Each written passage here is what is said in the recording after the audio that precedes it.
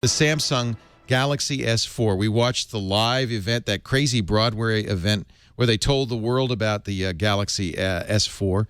And I finally got one. And actually I have two. I have a U.S. version. This is the AT&T version. It's the white version. This is a 4-core Snapdragon processor with LTE capability. But the one I'm going to probably use is this. This is an unlocked 8-core. It's an Exynos. 8 processors in here. But what you give up, of course, with 8 processors is, oh, there's Shannon. What you give up with 8 processors is the LTE capabilities. This is actually one of many photo modes where you can freeze something. So you were moving around, the TV was moving around, but I said, I'm going to freeze Shannon's head. So you'll see your hands move, everything's moving, but your head didn't move. You get one expression the whole time.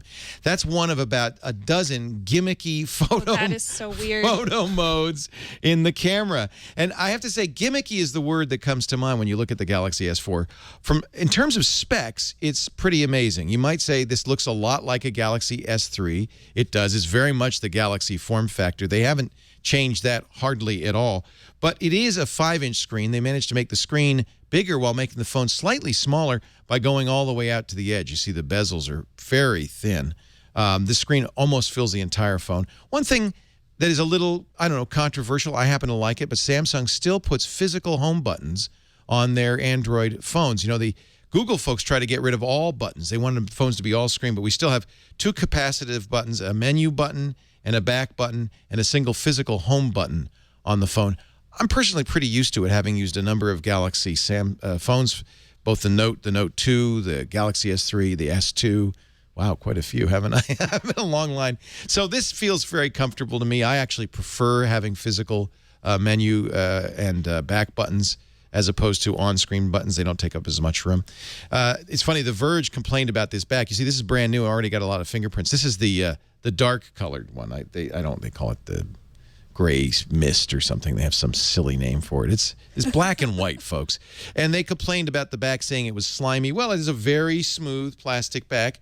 But if you've ever had a Galaxy phone before, you're probably pretty used to it. There's a reason why plastic is a good choice. Last week, I compared it to the beautiful aluminum unibody of the HTC One. And indeed, the HTC One is a gorgeous phone, but it turns out plastic's a better material for use with the phone for a couple of reasons. One, it doesn't impede the antennas, and your hand doesn't impact it as much either. So you've got NFC works better, the phone's antenna works better, but this is the real reason from my point of view. You can pop it off. And this is probably the most significant difference between the HTC One and the Galaxy S4. A removable battery, 2,600 milliamp hours, pretty good battery, but you can always pop in another one if you run out of space, plus room for an SD card. Now, you really need that on this phone because here's the bad news.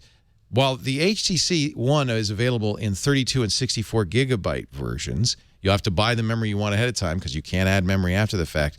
There's only one memory form factor for the Samsung Galaxy S4, a very meager 16 gigabytes, but the story's even worse because when you get the phone home, there's only about 8 or 9 gigabytes free. Most of that is used up by the junkware that Samsung has loaded this phone up with. This is an unlocked, there's no carrier on this phone, and it's still just jam-packed with Samsung silliness. And to only have 8 gigs free on a modern Android phone is a real issue, primarily because Android likes the apps to live on main memory. Now, I did put a 64 gig SD card in here. That means my music and my photos and media can live on the SD card, audiobooks and so forth, but I still have to have enough memory for my apps. Some apps can be moved, but for the most part, you want to leave apps on the main internal memory. 8 gigs, you'll have to check and see how many apps you've got. If you've got an awful lot, 8 gigs might get a little short after time. That's something to really keep in mind, and I think a legitimate criticism of the Samsung Galaxy S4. In terms of features, pretty amazing. This 5-inch screen is 1920 by 1080, 441 dots per inch, very high resolution. Is it Retina? Absolutely. Although, because it's Super AMOLED, it is a pentile display, and if you do look close up, you can see it's perhaps not as crisp as the IPS LCD's display on the HTC One. The One definitely wins in terms of crispness and vibrancy of the display. On the other hand, it's not exactly a poor display on the Galaxy S4. It is very crisp, very beautiful. There's a lot of functionality built into this phone. You probably saw on the ad, there's a lot of sensors in here. I can wave at the phone. I can look at the phone. It sees my eyes. I can scroll through pages by looking up and down or waving my hand up or down. I could pick up the phone by waving my hand in front of it. To me, a lot of that is just pure gimmickry. I don't really see the need for it. Samsung obviously is looking for ways to differentiate their phone from the competition, and certainly there is a lot of differentiation in here. When you look at the camera app, well, it just goes on and on and on. I showed you the motion feature, but if we look at modes, there's a animated photo. That's what I just showed you. There's rich tone HDR. There's the eraser mode where we can erase stuff that moves through a static picture. There's a panorama mode, pretty stock. A lot of Android phones have that. Sports mode means a faster frame rate. Night mode means a wider aperture. This is a 13 megapixel camera.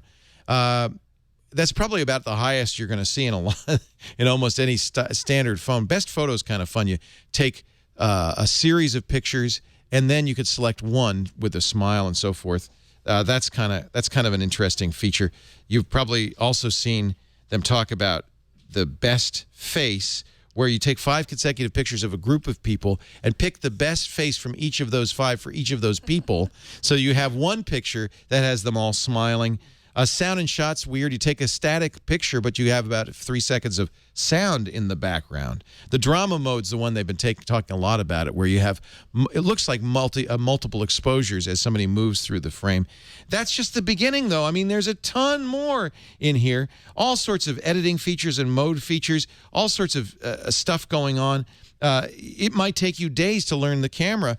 In fact, I have to point out that this is one of the few phones that actually comes with manuals, 3 of them, a quick start guide, a handbook, and a full manual. This is more manuals than I got with Windows 8. And you know what? There may be more to learn than there is with Windows 8. This is one of the most junk-laden phones I've ever seen. Now, one man's junk is another man's treasure. And if you are a photographer, some of these photo modes might be really valuable to you. The nice thing is, yeah, you have the wave mode and the don't touch mode and the look mode, and you don't have to use them if you want to take them out. All of these can be turned off or on. In fact, I have to say, points to the Galaxy S4 compared to the HTC One for flexibility. There are so many settings in here. You can do so many things with this phone that the basic manufacturer settings have 4 tabs total, and you could probably put in more. Look at this. If I just play with the notification center, I can add a bunch of different buttons to my drop-down notifications. Wow. This is, if you're looking for a configurable phone, this is very configurable. I mean, you're getting great hardware, removable battery, an SD card, complete configuration capability, a gorgeous 1920 by 1080 screen, up to 8 cores.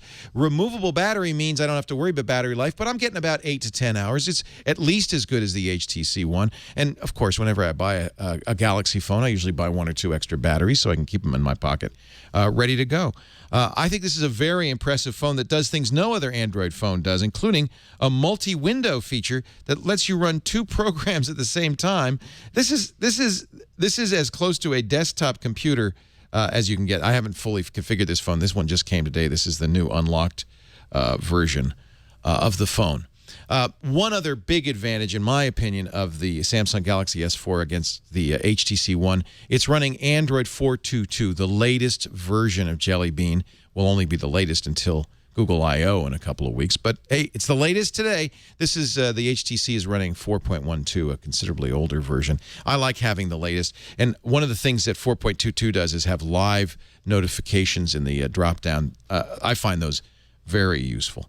If you're an Android phone buff, if you've used a Galaxy phone before, I think you're going to like this phone a lot. You can customize the heck out of it, make it work the way you want to. Of course, I'm going to put a different bootloader or a launcher on here. I'm probably putting Nova Launcher on here, really customize the heck out of it. It's available on all the carriers. It's not much more expensive. By the way, somebody wondered about the cheesy Life Companion that you see when you first turn on the phone. You can absolutely change that to your name, to a clock, to anything you want. And Samsung provides these beautiful, see, I've changed it to a clock here, travel lock screens from different parts of the world. That's kind of fun. Yeah. Where is that? That's Rome. Yeah, that's the Trevi Fountain, right? Other features that I kind of like, you were talking about your Fitbit. there's a Samsung Health app that takes advantages of the sensors in here. This has more sensors than I've ever seen before, including a humidity sensor. I know it's 34% humidity in here. That's the comfort level. It also has a walking mate that'll measure your steps. So I can see that yesterday, for instance, I took 2,912 steps. By the way, very accurate. I could set my goal just as you do with the Fitbit. Shows you distance traveled, number of calories.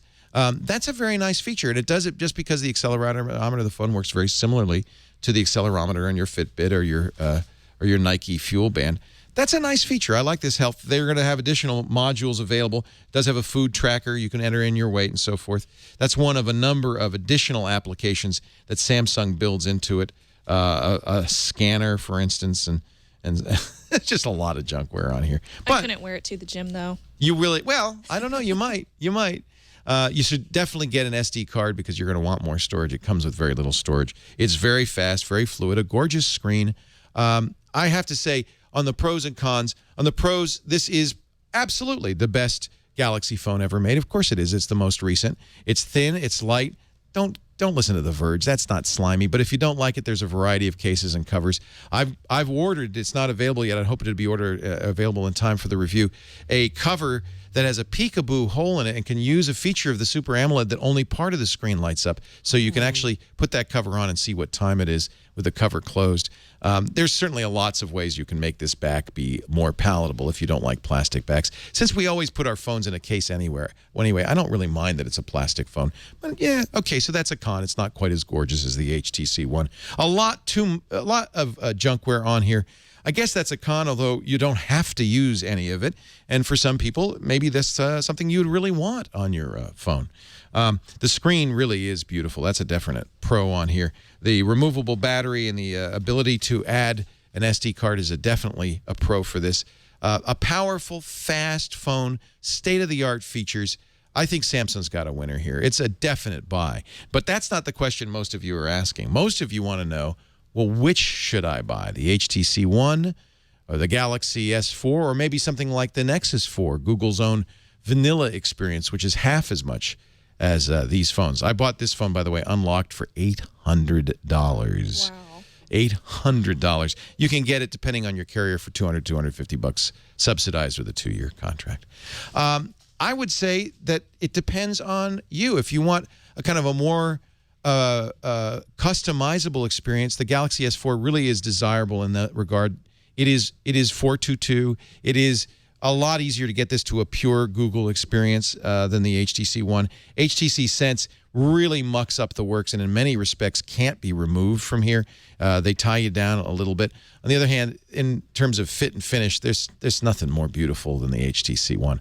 Camera-wise, it's interesting. The HTC One has a 4-megapixel camera. The Galaxy S4 has a 13-megapixel camera. I think they're both very good cameras. They both have a lot of features. There's no doubt the HTC One wins in low light, and most of your photography is in low light. It's not in broad daylight, but inside, indoors. I like the camera a little bit better on the HTC One. I love the Zoe feature, which is not present on the Samsung Galaxy S4. So on camera, fit and finish, the HTC One better. It really is going to depend on your personality. You want a customizable power tool for a real geek, you're going to get the Galaxy S4. If you're more desirous of something that's beautiful and feels good in the hand and is kind of a work of art, this is much more like an iPhone, the HTC One. You're just going to have to decide for yourself. I'm keeping them both. That's my review of the Galaxy S4. Pretty nice phone, I have to say. It's so much like the old Galaxy. I was a little less excited about it. I thought, I want a new form factor. I want it to look a little bit different. It doesn't. But on the other hand, it's like an old friend back in my pocket, and it's going to stay there for some time to come.